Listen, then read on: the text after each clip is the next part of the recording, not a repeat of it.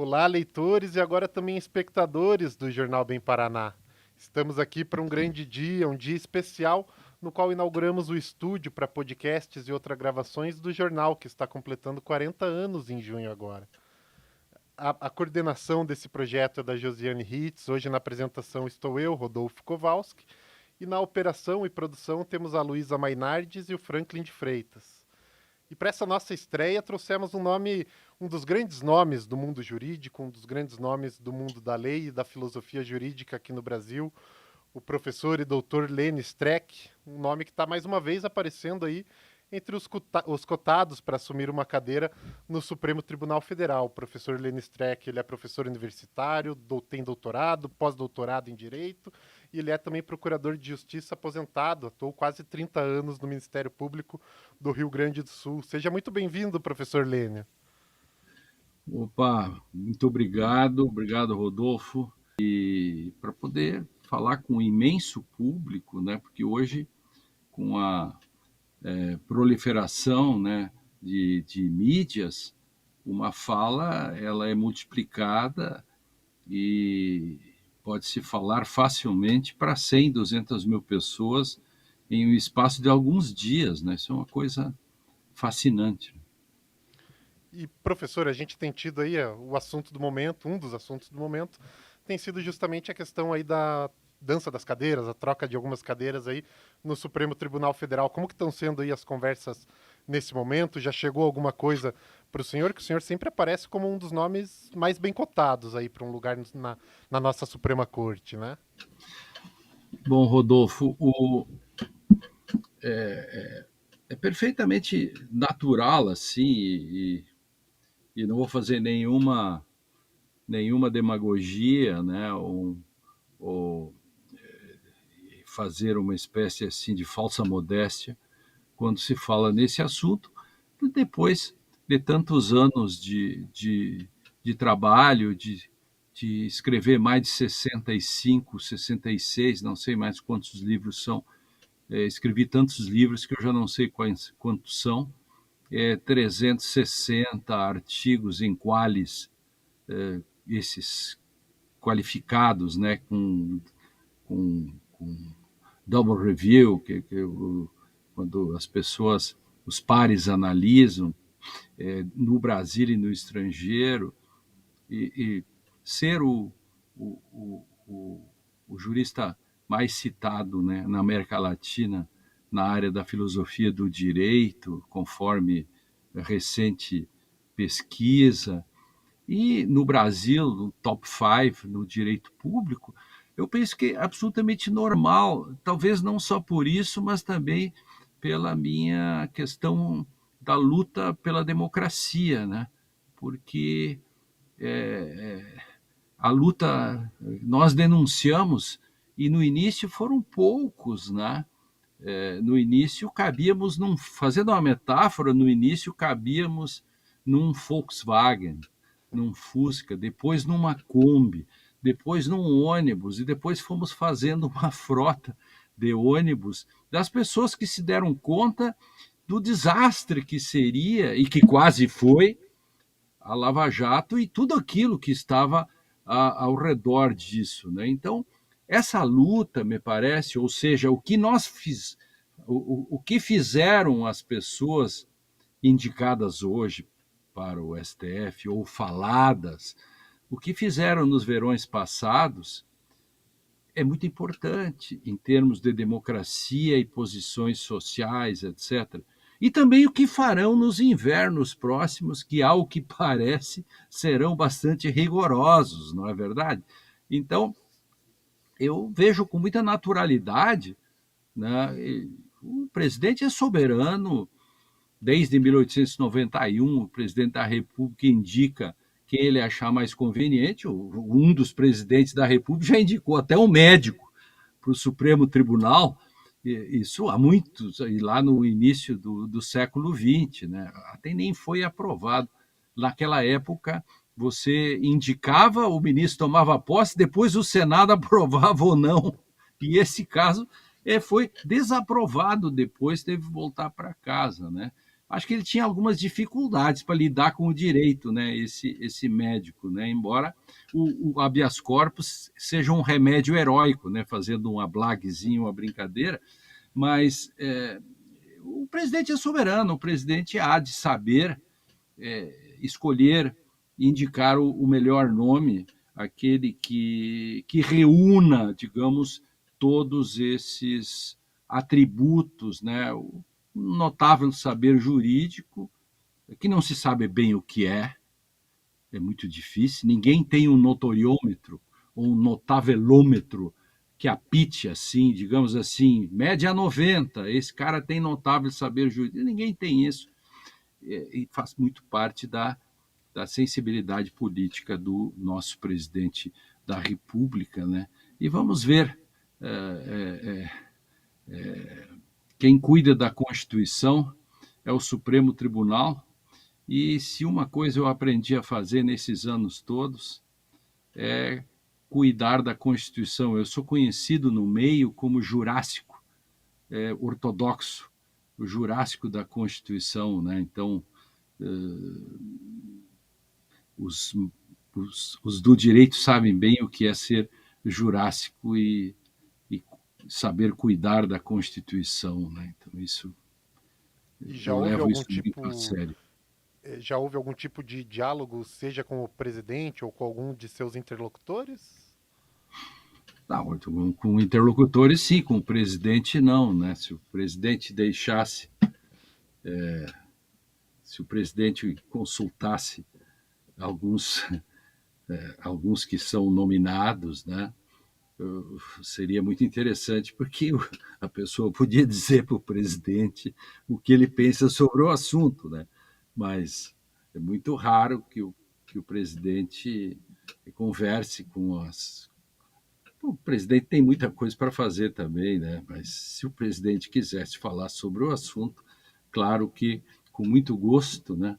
Eu explicaria sobre os verões passados e os invernos vindantes. E, professor, o senhor deixa a carreira no Ministério Público do Rio Grande do Sul em maio de 2014, é isso? Exatamente, 29 anos, quase 30 depois, né, de, de promotor e também de procurador, né? Nesse que é um lugar muito importante para para a construção de grandes teses, né? Grandes teses jurídicas, né? que que hoje andam por aí, né? Então nós a questão do garantismo, a questão das garantias fundamentais, sempre atuei como procurador, muito mais como um magistrado, né? Porque a minha tese ainda hoje, e eu reclamo muito, é que o Ministério Público tem que ser isento, o Ministério Público tem que ser imparcial, atuar como um magistrado. E isso não acontece com o Ministério Público. O Ministério Público atua muitas vezes como um advogado de acusação, como um assistente de acusação. Mas o Ministério Público tem que ser muito mais do que isso. Eu lutei todos os 29 anos, 30 anos de Ministério Público para que o Ministério Público assumisse esse lugar de magistratura em que o réu não fosse perseguido simplesmente porque o promotor queria, mas que o réu fosse acusado de forma imparcial. Assim eu sempre fiz e como procurador lutei por isso, né? E temos estatísticas muito importantes no meu gabinete de como nós revertemos, eu reverti com o meu trabalho eh, os, os, os processos que vinham para o meu gabinete, né? Assim, uma coisa quase espantosa de números que mostrando como se poderia fazer diferente e como de fato ali nós fizemos diferente, né? Claro, eu tive o auxílio, né, de uma boa Câmara Criminal, né? A quinta Câmara Criminal composta por juízes progressistas também. Sem eles eu não poderia ter feito esse trabalho progressista e garantístico que eu fiz como procurador.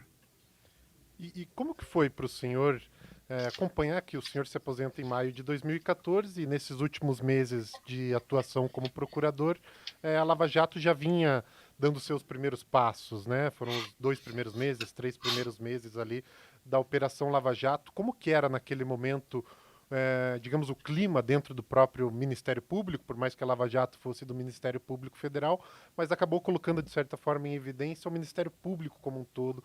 Como que era a reação entre outros procuradores, entre os próprios membros em geral aí do Poder Judiciário, e como que era para ti também, tendo toda essa história de luta, vendo a Lava Jato começando a surgir? Imagino, o senhor foi dos primeiros críticos da operação, então imagino que Foi. muito cedo deve ter começado a perceber algumas coisas que o grande público ainda não via e veio a ver depois, anos depois aí com a Vaza Jato, né?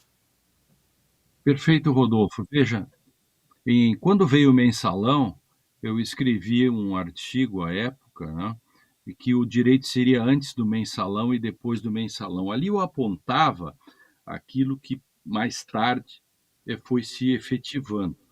E como o meu trabalho de procurador sempre era um trabalho bastante crítico e como atuando na esfera pública, né, palestrando, escrevendo, andando pelo Brasil lá fora, fazendo a denúncia dos autoritarismos, ali nós já estávamos, eu estava apontando já e discutindo com meus colegas, porque, na verdade, o lavajatismo é anterior ao Lava Jato, Rodolfo. Parece paradoxal isso, né? Por que, que uma coisa tem um nome e ainda não apareceu? Não, o lavajatismo é um imaginário que surge a partir dos movimentos 2013. Veja, Rodolfo, eu me aposento logo depois dos movimentos 2013.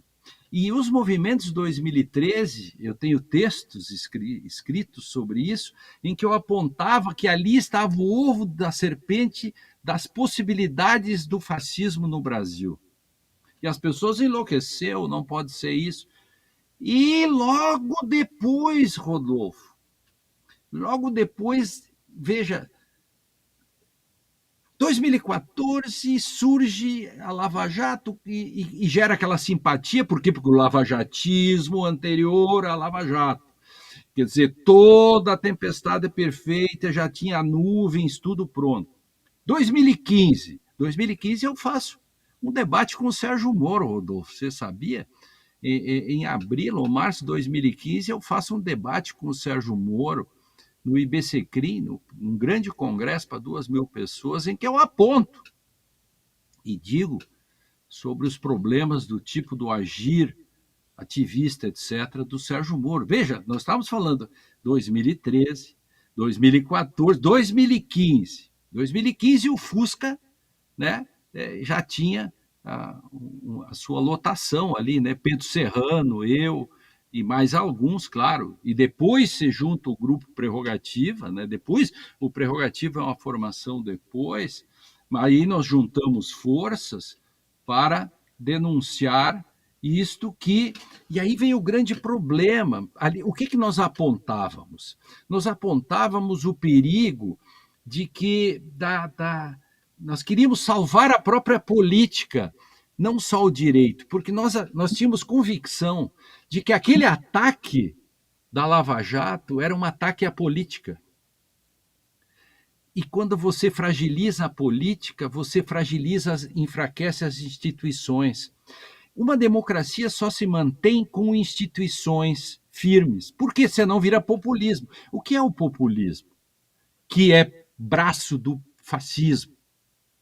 É quando se faz uma ligação direta com as massas, com o povo, sem as instituições que fazem essa intermediação. Então, o que, que você faz? Começa a enfraquecer a política, começa a enfraquecer o judiciário, parte dele, começa a se enfraquecer a maior instituição de todas, a democracia. A democracia. E aí vem o papel da mídia, que coloca tudo isso num patamar supervalorizado, julga-se antes, né, condena-se antes do julgamento, e aí vem aquilo que é o que surge, inclusive, antes do nome também no Brasil, que é o lawfare. O loferismo é anterior ao lawfare, ou seja, desde o início houve o uso político do direito contra os inimigos e adversários.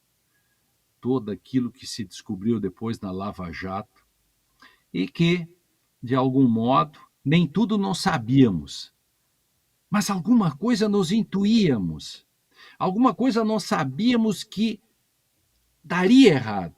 E veja, quando surgiu o problema da presunção da inocência, não foi de graça, Rodolfo, que vamos pela sequência, 2013, 2014, começa a Lava Jato, 2015, e o que precisava para vitaminar a Lava Jato? Tirar a presunção da inocência, claro, para prender mais facilmente. Por que Lula foi preso? Porque tirou-se a presunção da inocência. Por que Lula foi solto? 3 anos depois, nós conseguimos, com a DC 44, mais a 4354, mas modéstia às favas, né? A 44 foi a mais importante, que é a da OAB, que eu capitaneei, junto com um paranaense, o Breda, aí, o Juliano Breda, que também estava comigo nessa, André Caran Trindade, enfim. Nós fizemos, eu fui sustentar oralmente lá, Breda também foi. Aliás, ele foi pela OAB e eu fui pela Abracrim fazer a sustentação, e dias depois, né, o Lula sai livre. Então, a vitamina foi em 16 de fevereiro de 2016, o habeas corpus 126.292, dá a impressão que eu estou lendo alguma coisa. Eu já falei tanto sobre isso que eu sei tudo de cor, essas coisas, sei até os números. Então, alguém está lendo ou escutando, diz assim, pô, esses números aí, o número do habeas corpus e das datas, é porque nós escrevemos, eu escrevi 130 textos sobre isso, concedi 300 e tantas entrevistas e fizemos 3 livros. Só sobre a presunção tem o livro O Dia que a Constituição foi Julgada.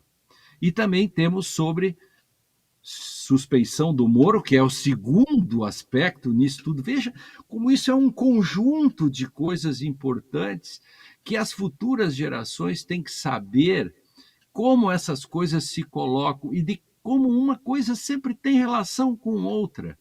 Né? Que a violência contra a política, o lawfare, tudo isso, ela se dá numa conjuminação dos procuradores com o Sérgio Moro, que a gente só descobre depois com a Lava Jato, e que tudo isso é importante para finalmente anular os processos, né, para repor aquilo que tinha se tirado, Rodolfo, porque o líder das pesquisas foi tirado da disputa, colocando ele na cadeia. Essa é uma coisa espantosa que acontece no Brasil. E pior de tudo, né? Com um voto, né? Um voto. Porque há 5 anos atrás foi negado o habeas corpus para o Lula, né? E por um voto. E depois ele foi preso. E o próprio Supremo estava ali, naquele momento, vitaminando a própria Lava Jato. E veja como são as contingências históricas. Eu diria assim que, eu sou bem darwiniano, assim, né? Que as espécies se adaptam. Existem os ecossistemas em que as espécies andam dentro e vão se adaptando. O ouriço nasceu sem espinho, sabe? O pato, quando nasceu, não tinha aquele negócio no meio dos dedos, né? Quer dizer, como ele estava na água, aquele é um longo processo, são milhões de anos de adaptação. E no direito isso acontece também. Então, o modo como nós fomos Eu digo nós porque eu, embora não fosse advogado diretamente, né, do ex-presidente, mas nós fizemos, junto com o grupo Prerrogativas, né, nós fizemos todo um trabalho cotidiano, né, de uma coisa que se chama de constrangimento epistemológico. Eu inventei esse termo, inclusive no dicionário de hermenêutica ali diz constrangimento epistemológico, no meu dicionário, que é o processo em que no cotidiano a doutrina e as pessoas que lidam com direito vão buscando influenciar os órgãos que julgam, tentando mostrar onde estão os erros, etc. Nós fizemos isso, esse longo processo para finalmente nós conseguirmos sobreviver em 8 de janeiro, porque jabuti não dá em árvore. Tudo isso que eu relatei até aqui não foi debelado simplesmente quando foi decretada a suspeição do Moro, nada disso. Tudo isso terminou em 8 de janeiro. 8 de janeiro foi, se nós fizéssemos um grande PowerPoint, nós colocaríamos a Lava Jato no meio do PowerPoint, as flechinhas saindo, os quadradinhos, e depois fecharíamos todos com uma roda, um círculo e uma flechinha apontando para o 8 de janeiro, porque este foi o objetivo final. Ainda bem que deu errado. Por isso que nós estamos aqui falando sobre isso, né? Bom, até aproveitando essa tua resposta anterior, professor, eu estava fazendo uma pesquisa antes da gente conversar e o texto que eu encontrei, digamos, o mais antigo, né, do senhor escrevendo sobre a Lava Jato, é um texto de novembro de 2014, que foi publicado no Consultor Jurídico e escrito em parceria com o professor André Trindade, que é o texto, deixa eu achar aqui o título, Passarinho vai cantar, o passarinho para cantar precisa estar preso, viva a Inquisição. O senhor comentou sobre essas restrições à presunção de inocência, essa depredação da presunção de inocência, essas prisões preventivas e relações aí com as delações premiadas, prender para fazer alguém delatar, foi de fato o primeiro sinal de alerta que ligou no caso aí da Lava Jato para o senhor? Bom, muito obrigado, você conseguiu esse texto em 2014, é verdade, esse foi quem disse essa frase num pedido de prisão, para justificar a prisão, foi um procurador da República que disse passarinho na gaiola. Manuel Pestana. É isto, Pestana. E isso mostra, por exemplo, a prática de então de prender para fazer delatar ou para fazer cantar. Aliás, ele foi absolutamente sincero. O maior sincericídio do direito brasileiro foi cometido pelo procurador Pastana, quando confessa que aquilo ali é para isso mesmo.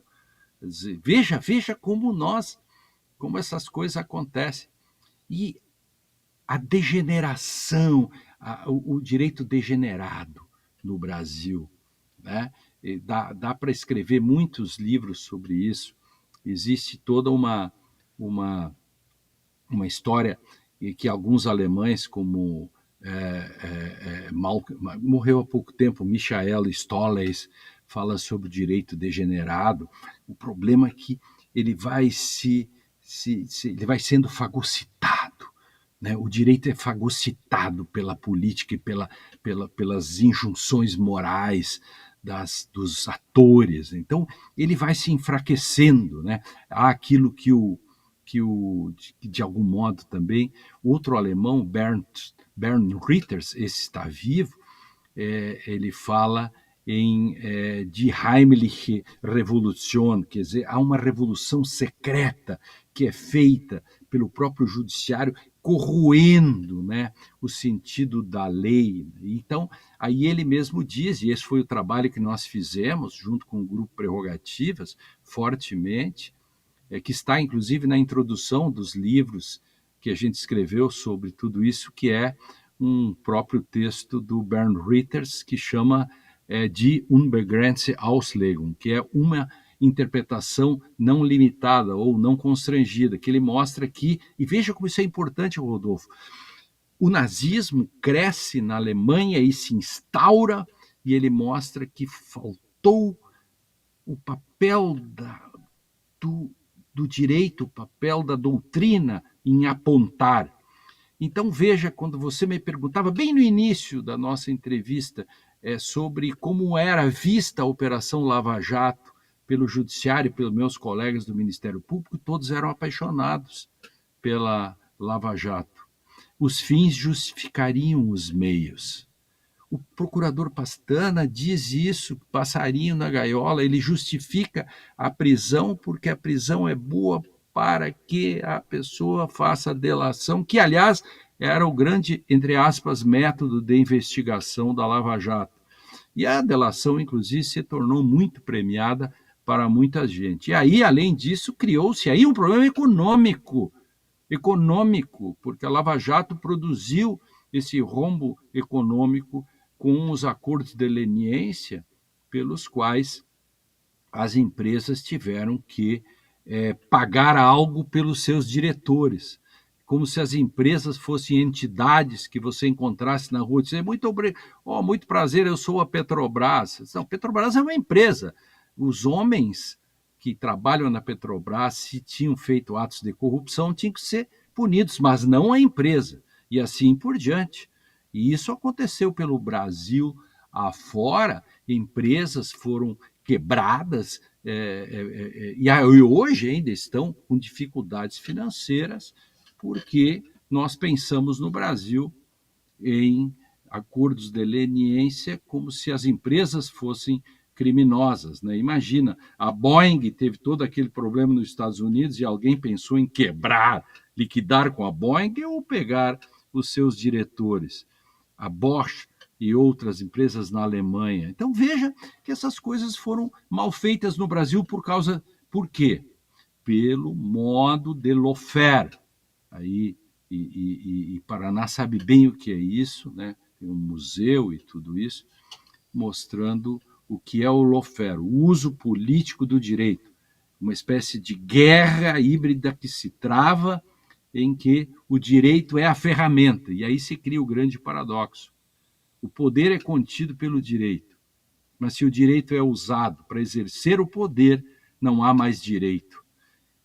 E aí a democracia começa a cair, a enfraquecer, ao ponto, o 8 de janeiro, ao ponto de se fazer no Brasil, que eu chamei, num artigo para o Globo, de hermenêuticas criminosas, pelas quais juristas do Brasil diziam que a própria Constituição do Brasil tinha um dispositivo que autorizava uma espécie de autogolpe a ser dado pelos militares, que é o famoso artigo 142, como se a Constituição fizesse um harakiri sistêmico.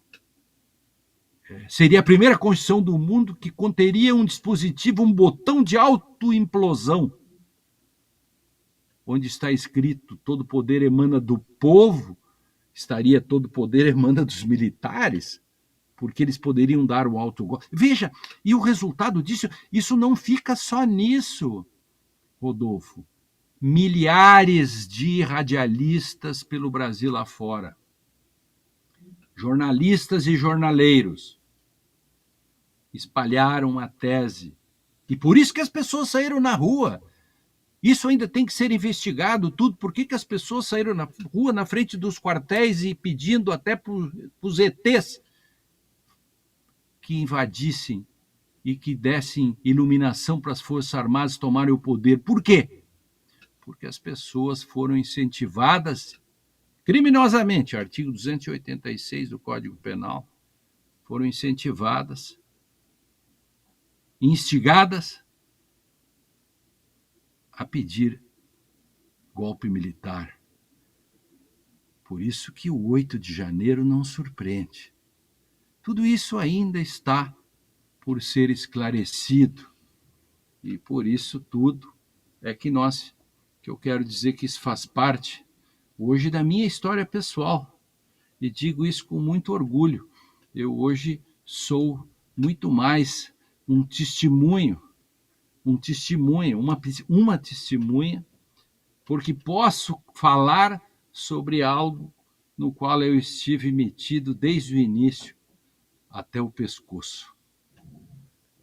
E nós temos hoje, até o senhor já escreveu um pouco sobre as pesquisas do professor Fábio de Sá e Silva, que é um professor brasileiro e leciona nos Estados Unidos, e são estudos que justamente identificaram essa, digamos, a gênese do Fora STF, desses movimentos mais autoritários, como tendo um ponto de partida justamente a Lava Jato, o discurso preferido em especial aí por figuras como o hoje deputado federal Deltan Dallagnol. É, você também percebe isso? Eu imagino que você já teve essa intuição muito cedo, né, do que estava acontecendo. E como que foi acompanhar tudo isso se desvelando, tudo isso se desenrolando e praticamente era uma força imparável, foi uma força imparável por algum tempo aqui no Brasil, o lavajatismo, né? Havia um tempo, Rodolfo, que se você fazer uma crítica à Lava Jato, imagina, era você ser um mau brasileiro. Eu participava de um programa de televisão no Rio Grande do Sul, eu era taxado por deputados e outros como um mau brasileiro, como alguém que protegia a corrupção, que era a favor da corrupção, que era contra a pátria. Eu acabei saindo do programa. Eu abandonei o programa porque não tinha mais condições de sozinho, basicamente, a, nas segundas-feiras, que era o dia que eu comparecia ao programa, eu ficava sozinho, e 4, 5 contra 1, falando disso, só para mostrar, estou dizendo isso pelo tamanho da força, para exatamente reforçar isso que o Sá contou, que eu escrevi inclusive sobre o Sá, fiz um texto sobre o belo livro que ele escreveu, a pesquisa que ele fez, que está absolutamente certo. A gênese de tudo isso, por isso que eu criei até uma coisa sobre isso, mostrando que o lavajatismo é anterior à Lava Jato, entende? Para exatamente reforçar mais ainda o ovo da serpente que estava ali. Então você tem todos os elementos, todos os dias a Rede Globo mostrando aquele tubo no qual jorravam dólares. Jornalistas que tinham fontes em off exclusivas sobre a próxima prisão. As repórteres que chegavam antes da prisão na manhã e transformavam aquilo, né, tão bem já denunciado por Guy pelo francês em 1964, Guy Debord, e depois reproduzido de algum modo pelo peruano, o prêmio Nobel, que agora esqueci o nome, não o Garcia Marques, o outro, o da direita, mas faz uma boa exposição sobre isso, que ele chama de sociedade do espetáculo. Nós vivemos a sociedade do espetáculo porque foi a sociedade do espetáculo que fez com que todo esse processo da formação de um imaginário punitivista da Lava Jato, em que os fins justificavam os meios. Porque, veja, quem é que é contra a punição de malfeitores ou de corruptos? Nós somos a favor disso. Agora, o Estado democrático de direito não pode admitir que o próprio Estado cometa irregularidades na busca dos seus fins. Os fins jamais justificam os meios empregados. Essa teleologia sempre foi combatida por mim e tal. Aí o grupo Prerrogativas foi muito importante, porque eu posso dizer desse trabalho cotidiano. Nós falamos com todos os ministros, nós escrevemos, nós debatemos cotidianamente, republicanamente, Rodolfo. Eu posso dizer que eu gastei muito dinheiro do bolso, todas as viagens a Brasília, tudo isso, tudo custeado por mim mesmo. Cada um custeava do seu próprio bolso, né? Aí o papel do Marco Aurélio de Carvalho na liderança, né, foi muito importante no Prerrogativas. Eu posso dizer isso, a história vai demonstrar. Tem pessoas que dizem que essas coisas acontecem de algum modo pela contingência dos fatos, etc. Eu posso dizer, porque estive lá dentro de tudo isso. Eu acho que o grupo Prerrogativas e muitos dos seus membros, né, foram absolutamente relevantes para o deslinde dessa história. Não tenho dúvida disso. E a Operação Lava Jato, como o senhor até já comentou, impactou de sobremaneira alguns setores da economia, em especial aí o setor petroleiro, o setor da construção pesada. Afinal, professor, qual que é a maneira, digamos, correta de se combater a corrupção? Como que se combate a corrupção sem afetar a economia, sem afetar em especial os trabalhadores, né? A coisa mais simples, a coisa mais simples que se faz é só aprender com a Bélgica, com alguns países, com os Estados Unidos mesmo. Você, você tem um fenômeno, você pune as pessoas que cometem o crime e não afetam terceiros. O funcionário da empresa jamais pode perder seu emprego por uma má conduta dos donos da empresa. Isso parece elementar, isso. Né? É criminoso que se faça com que os empregados de uma empresa percam seu emprego porque a empresa é tida como criminosa, quando na verdade a empresa é uma coisa, é uma coisa mesmo. Então você não tem como aferir isso e são os proprietários, os diretores, etc. Então, veja as americanas. O que são as americanas? As americanas são prédios e lojas. Mas as pessoas que cometeram ou fizeram agora acordos e tal, são essas pessoas. E outra, fundamentalmente, Estado democrático de direito significa fazer democracia no direito e pelo direito. Você não pode deixar que eu chamo isso de autonomia do direito, seja fagocitada, no mau sentido, fagocitose, pela moral, pelas opiniões pessoais dos juízes e promotores, procuradores. E nem a política pode fagocitar o direito, e nem a economia. O direito sozinho não faz tudo, mas sem ele, nada é possível. Você não proíbe o mosquito da febre amarela com um decreto. Agora, com o direito, você faz políticas públicas que fazem com que os seus agentes vão combater o mosquito da dengue, o mosquito da febre amarela.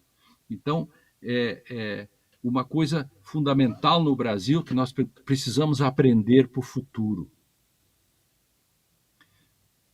O papel do Judiciário e do Ministério Público. Você não vai ao Judiciário para pedir a opinião pessoal do juiz sobre a sua causa.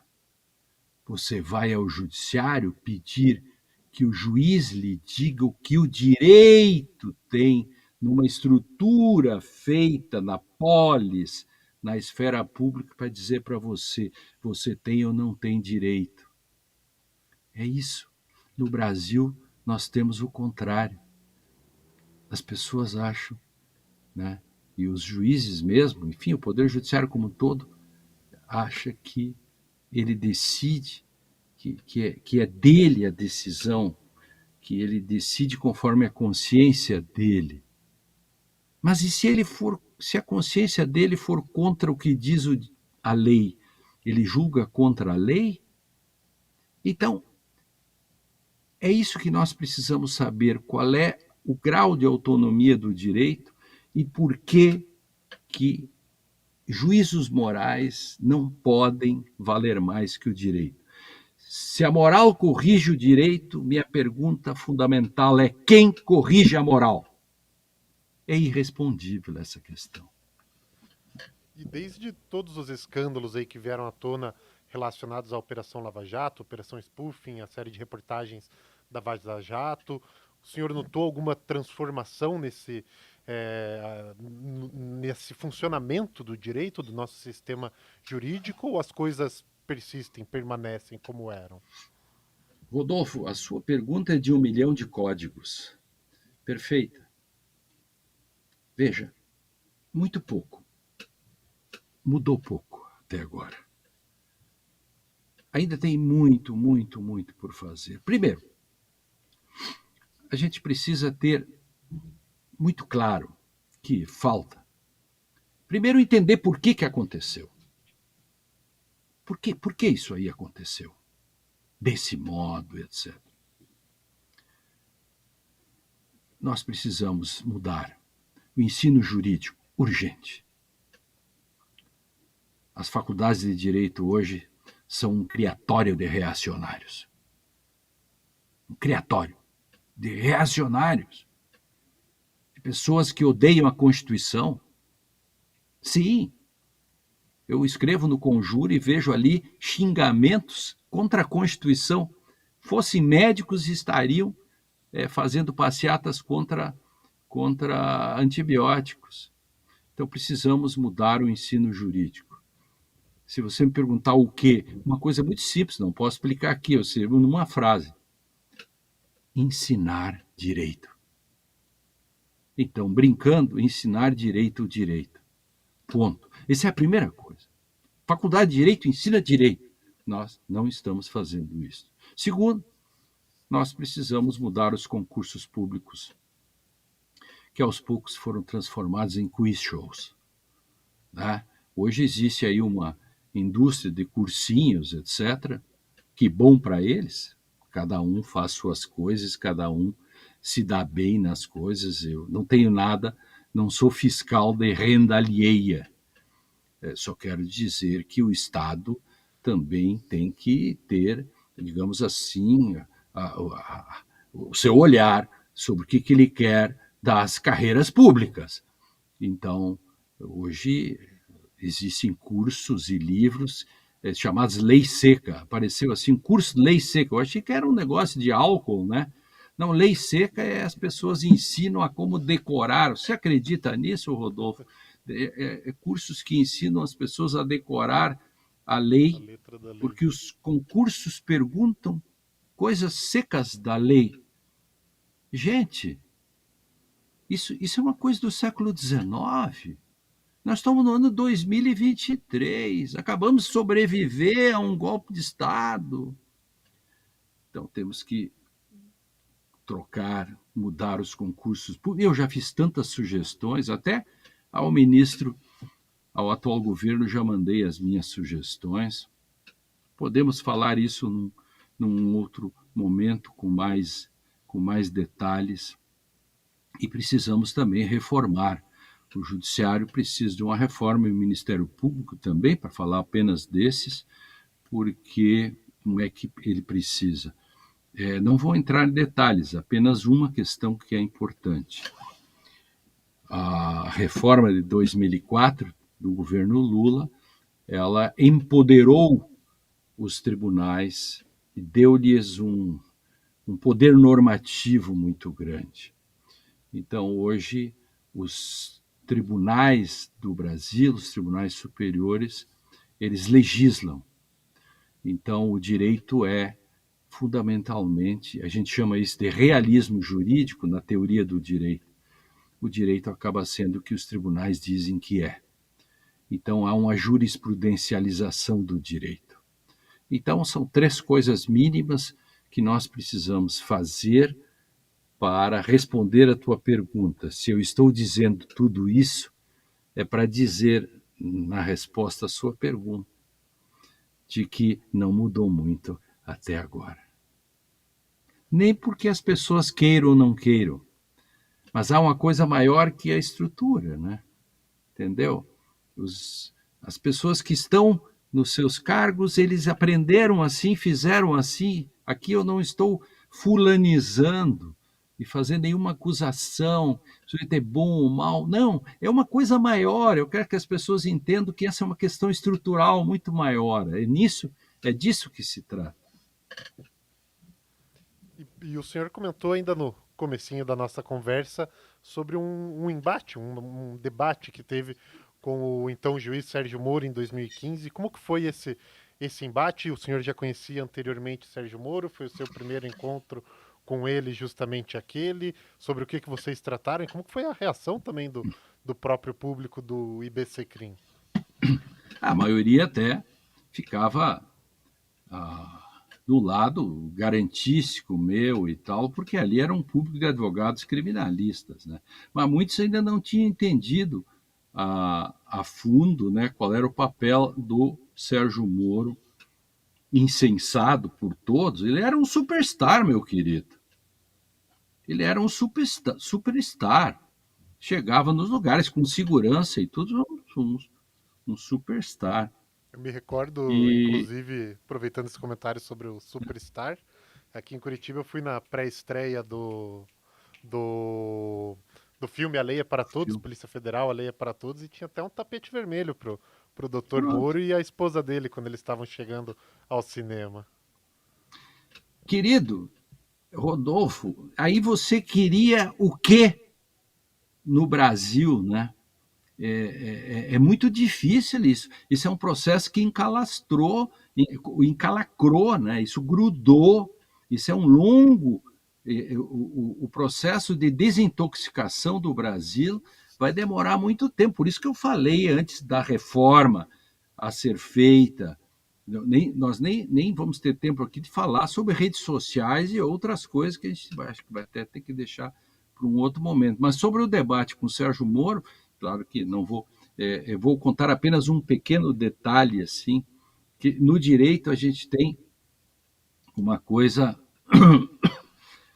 uma crítica que os críticos têm sobre o papel do juiz. Então, eu fiz uma crítica, né, que o Sérgio Moro ficava falando sobre livre convicção, livre convencimento, né, e eu fiz uma crítica forte a ele, dizendo que, olha, o modo como você decide é um modo perigoso, porque é um modo autoritário, porque a sua convicção pessoal pode ir contra a própria Constituição e você mantém a sua própria convicção contra a própria Constituição. E veja que nas decisões dele, bem depois, ele continuava dizendo as convicções pessoais dele, etc. Aí houve uma brincadeira, assim, em que ele tentou me dar uma pegada, assim, né? Eu disse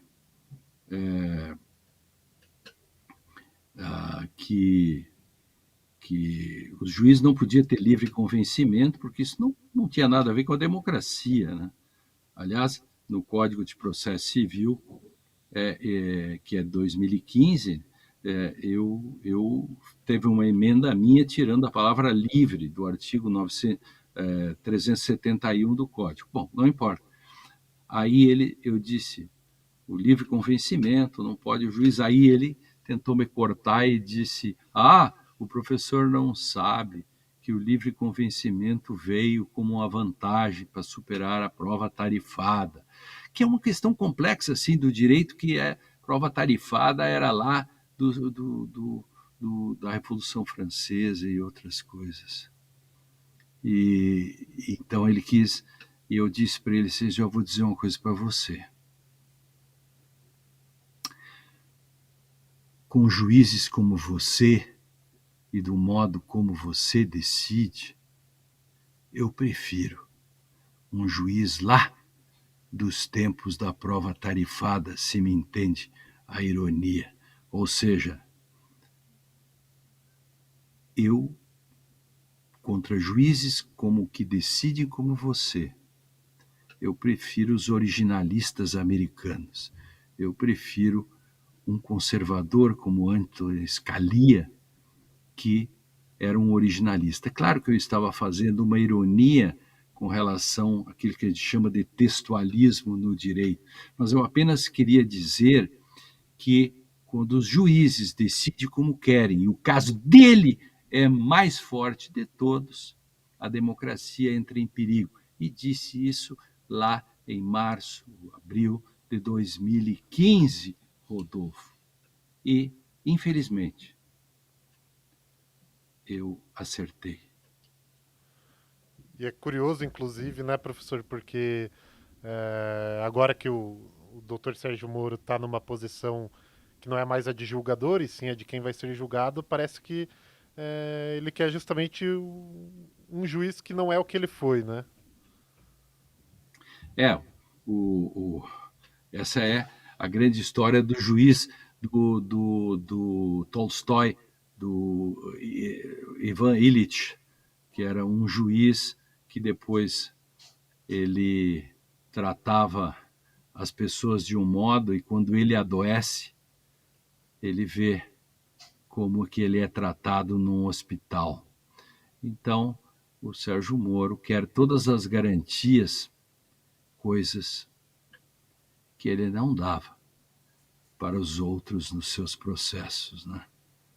Então, bem-vindo às garantias constitucionais. E, professor, a gente tem alguns momentos na história, na trajetória aí de 7 anos da Lava Jato, que são inesquecíveis, muito marcantes. A prisão do Lula, a soltura do Lula, as 3 decisões do Supremo sobre a prisão em segunda instância. E eu queria saber do senhor quais foram os momentos aí que mais te marcaram aí ao longo dessa trajetória da Força Tarefa, seja a Lava Jato original, Lava Jato do Rio de Janeiro, de outros estados. Quais os momentos que o senhor se recorda como sendo os mais impactantes, os mais marcantes aí ao longo dessa recente história brasileira? Olha, eu chorei copiosamente quando quando nós ganhamos a quando foi dado o último voto da presunção da inocência. E chorei emocionado. O copiosamente é pelo cansaço, pelo estresse que tinha havido, viagens, não saía julgamento, tudo isso. E finalmente, porque quando nós entramos com essa ação, o Lula não era para desvincular isso do Lula, e que paradoxalmente depois é ligado a ele, porque quando nós fizemos a ação, o Lula não era nem investigado, porque a presunção ela é anterior à prisão a Lula, né? A perda, porque ela vitamina a Lava Jato e graças a isso o Lula depois é preso. Mas também com a queda da presunção, dias depois o Bonato, que é o juiz daí do Paraná, atende a decisão e solta ele, né? Essa segunda grande questão me emocionou profundamente também, porque eu vi, poxa, a gente começou fazendo isso, pensando nos milhares de pobres pessoas que são todos os dias vitimadas pelo sistema, e no final, quando a gente lutou tanto contra isso, beneficiou justamente o cara que foi preso para impedir que se elegesse naquele momento, blá, blá, aquele negócio tudo. E depois também, até fizemos gravações disso. A Maria Augusta, que fez aquele filme, né? Até vou fazer uma queixa aqui, porque a Maria Augusta não me botou no filme. Embora tivesse sido filmado muita coisa importante que nós fizemos naqueles dias todos, e inclusive a cena que quando o julgamento termina, em que se declara a suspeição do Moro, sabe aquela história toda, estavam filmando, porque nós estávamos conversando no pré-rô, eu, Marco Aurélio e outros, então, no ar aquilo, e a minha mulher filmou aquilo, e a gente mandou tudo para Maria Augusta, e ela não colocou no filme. Isso é uma minha tristeza que eu tenho com a Maria Augusta até hoje. E, professor, uma pergunta que eu tenho feito para todos que a gente tem entrevistado aí pelo Museu da Lava Jato. Como que o senhor definiria o que foi e o que é a Operação Lava Jato, o que foi a Lava Jato na história do Brasil?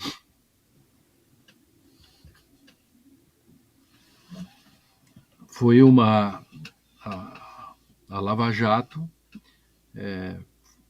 foi um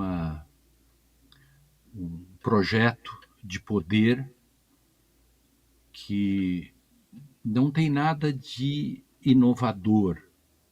Ele já tinha um precedente, né? Copiado da Itália. E ele foi simplesmente transplantado para o Brasil pela fórmula. Você usa o lawfare, né, que é o uso político, né, contra os, os seus inimigos e adversários, você conta com a imprensa, a grande mídia, você alimenta ela, porque isso tudo tem custo, você tem um apoio dela desde que você forneça informações anteriores, né, antes de todo mundo. E, e aqui teve especificidades maiores, porque o nosso regime presidencialista, essa questão cai bem no meio de um impeachment de uma presidente que, no meio disso tudo também, a gente esqueceu de falar antes, o impeachment da Dilma foi um componente já como resultado desse moralismo e desse lavajatismo que se estabelece, né? Não vamos esquecer disso, e, e depois, quando assume um novo regime, com Temer e toda aquela bancada que foi fazer aquilo, dizer em nome dos meus pais, da minha mãe, do meu cachorro, contra a corrupção, ou em memória do torturador Ustra, tudo aquilo que a gente viu naquele domingo fatídico, tudo isso foi um caldo, né, que foi formando na fervura em que entra os protagonistas entram da Lava Jato e pegam na sequência o presidente Lula, né, então candidato, e acontece tudo isso que nós já falamos. E aí eu falava antes do darwiniano, o Supremo Tribunal, num primeiro momento, ele vitamina a Lava Jato, ele concorda com a Lava Jato, e aí onde está o darwiniano nisso, que eu falava antes e até esqueci. O darwiniano nisso é que o próprio Supremo se dá conta de que ele poderia ser a próxima vítima, porque se criou, porque era inexorável que se criaria no Brasil um, um forte movimento contra a Suprema Corte.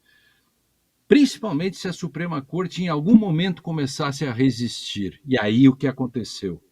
Eu participei bastante disso também, escrevi, enfim, muito sobre isso todos os dias, em defesa da Suprema Corte. Porque aí, Rodolfo, o que aconteceu? O Supremo começou a ser atacado. E o Ministério Público, que deveria ter defendido, o Supremo não o fez, e aí o Supremo foi fazer o uso do seu regimento interno para defender-se. E sabe por que hoje as pessoas estão sendo julgadas pelo Supremo pelos atos do dia 8? Por causa daqueles inquéritos de então, nos quais se pendurou depois todos os demais processos, aqueles foguetes sobre o Supremo, os casos de todas as ofensas que foram feitas ao Supremo, o Supremo que foi xingado, etc., as pessoas foram processadas, tudo isso acabou naquele processo, naquele inquérito que o Toffoli passa para o Alexandre de Moraes, que vira o relator, e, portanto, depois o Supremo, por 9 votos a 1, diz que o regimento interno é constitucional e faz com que comecem a todos esses atos serem julgados pelo Supremo Tribunal e, ao fim de tudo, ninguém esperaria todas essas questões foram parar no Supremo Tribunal, em que os réus, em que as pessoas que participaram dos atos vão ser julgados pelo próprio Supremo. Qual é o grande problema? Ser julgado direto pelo Supremo significa que você não tem recurso daquela decisão. Não dá para recorrer à Corte de Haia. Portanto, eis aí tudo o que aconteceu. O Supremo mesmo se deu conta, num determinado momento, que ele poderia ser a próxima vítima do lawfare, a próxima vítima do lavajatismo e do subproduto do lavajatismo, que se chama bolsonarismo, que nunca se pode esquecer que é um subproduto muito importante.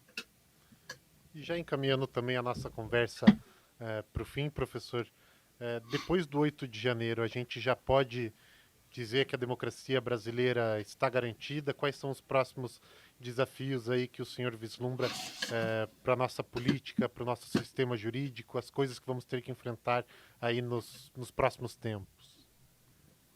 Ainda não dá para se sentir totalmente seguro, ainda não atravessamos a tempestade, porque o parlamento é hostil, a extrema-direita, por causa de tudo isso, ela é majoritária.